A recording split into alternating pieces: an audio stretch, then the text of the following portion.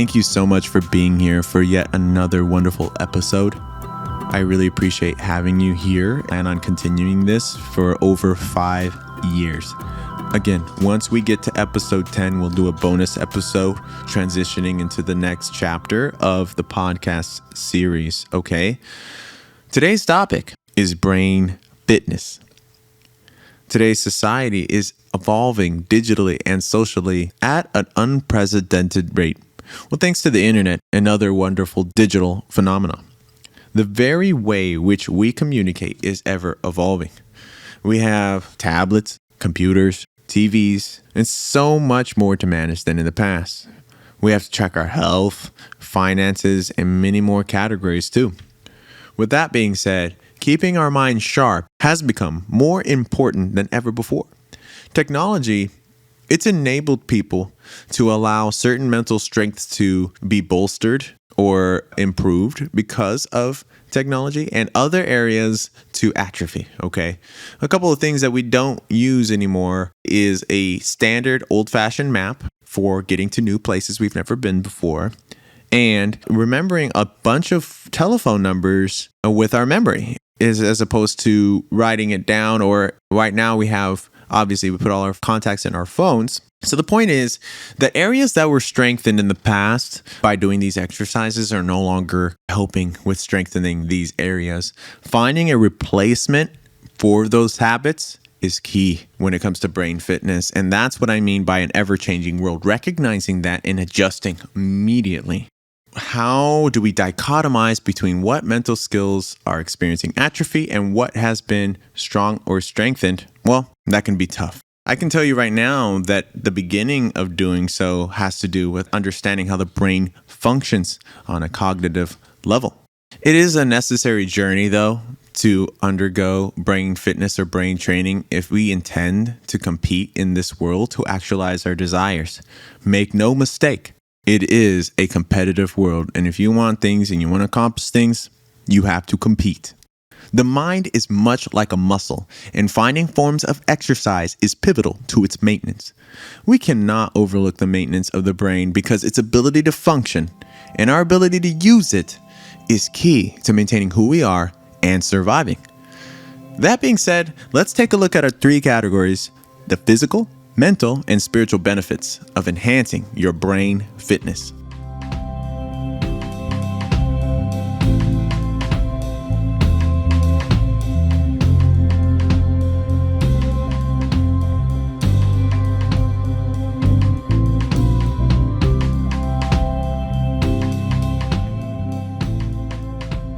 Mental fitness will reduce errors in mechanical tasks because your attention span will be increased due to the brain fitness. In 2015, Microsoft did a study where, after surveying over 2,000 participants, their results concluded that the attention span of the average human is about 8 seconds. Now, we take this with a grain of salt, but the point is it's relatively low. And through brain training, we can increase that. That is a well-known fact. Increasing our brain fitness is going to help us in reducing injury because we'll be using our muscles more effectively, more strategically. We'll be saving energy as well. Granted, brain fitness with a knowledge of how our muscles work would be helpful. However, with brain fitness, deducing how you're feeling and what movements may cause injury should be easier. Brain fitness will aid your ability to monitor your behaviors. With brain fitness, in the process of engaging in exercise for the brain, you become aware of what your brain's strengths and weaknesses are, and also you become even more so aware of your own behaviors due to the hyperactivity of the brain or increased activity. And so a fit mind will enable you to adjust your thinking patterns, change your habits, and allow you to stop old mental patterns and form new mental thought patterns.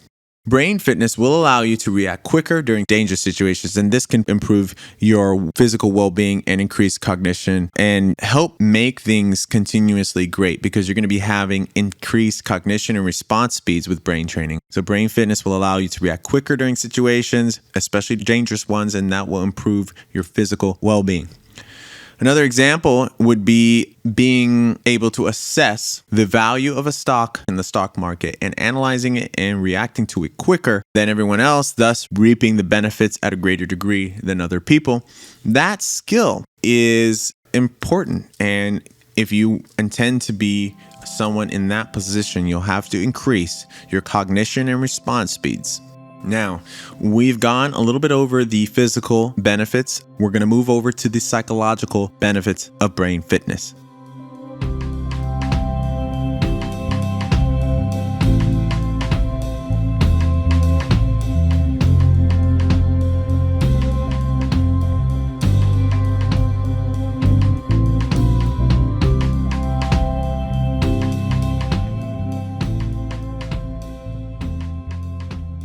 Managing emotional stress becomes easier for you when your brain is fit. An example of that. Life throws an array of events that cause you emotional pain. If you have brain fitness, you'll have the energy and wisdom required to use all experienced emotions constructively in real time. We all have a limit though, and extending that limit is what brain fitness is all about. The pain that you feel when engaged in a challenging exercise is hard, but down the line when facing emotional stress, that habit is likely to assist someone when they are in need in terms of managing emotional stress. Focusing on the brain's fitness will force you to push your own limits, and doing so makes you acutely aware of them. When confronted with challenges that may cause you to fail for one reason or another, you'll be able to identify what patterns of action led to that error occurring and change it so that statistically, the chances of repeating that error are lowered significantly. And all this is proof that brain fitness aids in emotional management. But not only that, it doesn't stop there. It improves your job performance as well. Since brain fitness involves understanding one's own mind in meticulous detail, the increased self-awareness will allow you to improve your productivity at work through the strengthening of mental systems for difficult tasks. When mistakes are made, your already used pattern of improving yourself through brain fitness will be able to serve you with those quick adjustments that we mentioned earlier. And that being said, you can adjust the brain's functionality to match a specific task or specific job. The way that you use your mind, you can change it to match or maximize the benefits of your particular job or task. A good example of that would be when you are a police officer, you're going to have to deduce threat levels. Well, you're going to be reading body language, tonality, and an array of different cues to determine if you are facing a threat so you can respond accordingly. With brain fitness, this becomes easier, and you'll have to adjust the brain because you're going to have to understand what cues to be looking for, and you'll train your brain to look for these cues at a quicker and more effective fashion. This is what I mean by precise adjustments of the brain's functionality. But if you don't work out your brain, this is going to be very difficult, and you're likely to stumble quite a bit along the way. Now, all benefits that you gain through brain exercise can atrophy. And now that's an important thing. We don't want to get lost. You use it or you lose it. That's the famous saying, and it's very true. Let's move on to the spiritual benefits of brain fitness.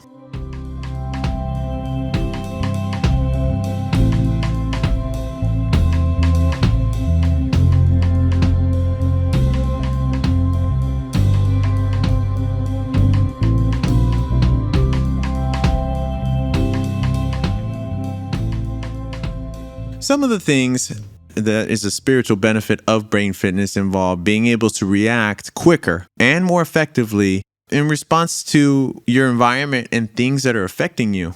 The soul wants to express itself, and it uses the environment and everything actually around it to accomplish that goal.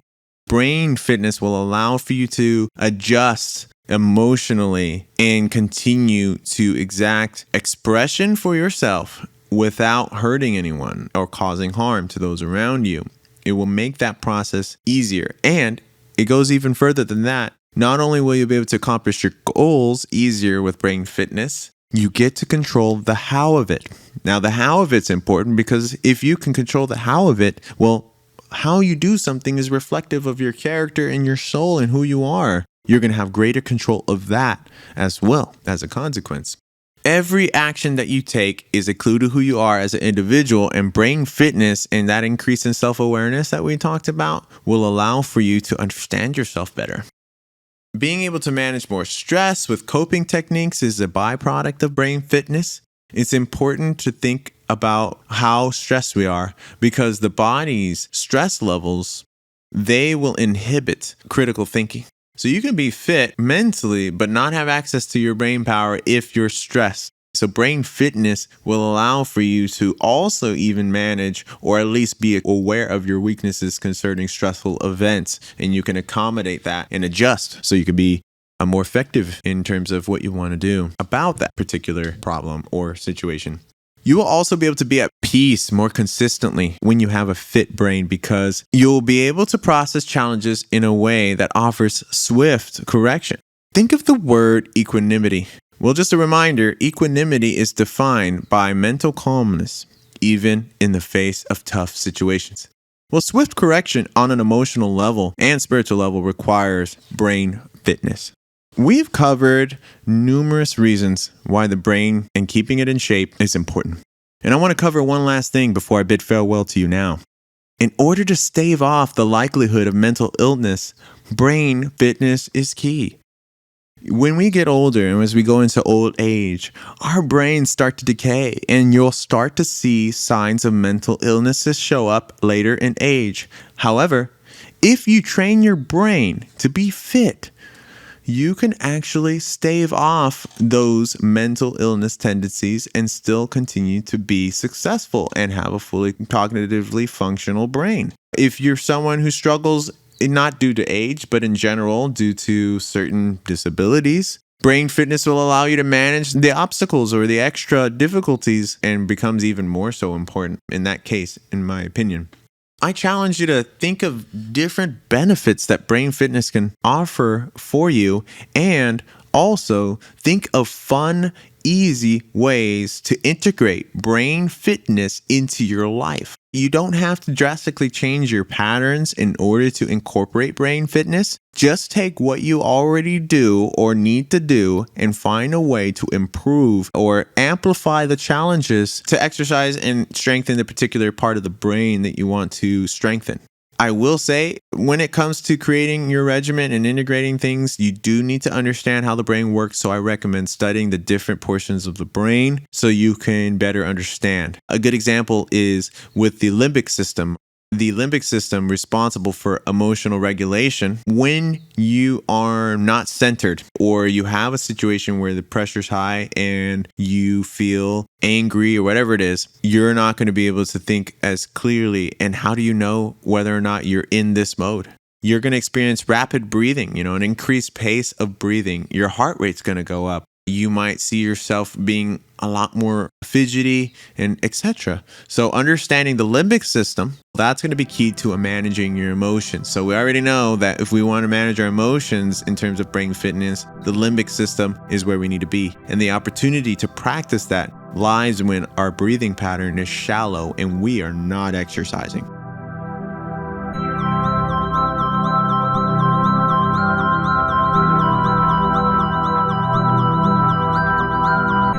Thank you so much for tuning in.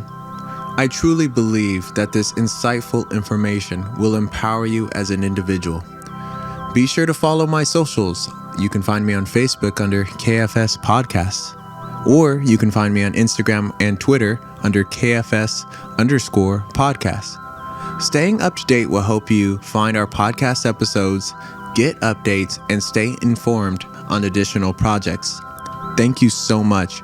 I look forward to our continued growth. I wish you a blessed day. And this has been another great episode of Knowledge for the Soul.